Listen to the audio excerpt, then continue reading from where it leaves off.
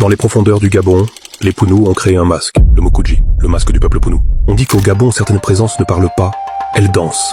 Et quand elles dansent, ce n'est pas pour séduire, c'est pour rappeler aux vivants que les morts veillent encore. Le Mukuji, c'est un masque blanc, mais pas blanc comme le vide, blanc comme la trace des esprits. Sculpté par les Pounous, pour revenir marcher parmi les hommes, au moins pour un instant. Les traits sont féminins, doux, calmes, presque endormis. Mais ne vous y trompez pas, ce masque ne dort pas. Il observe, il pèse, il juge. Les scarifications en losange sur le front, ce sont des signes de passage, entre le monde d'ici et celui d'ailleurs. Et quand le Mukuji apparaît, il ne reste pas immobile. Il s'élève. Porté par un danseur, juché sur des échasses de 3 mètres, il vole au-dessus des têtes. Il tourne, il saute, il défie la terre. Comme si l'âme de l'ancêtre refusait encore de s'allonger. Ce n'est pas un spectacle, c'est une réapparition.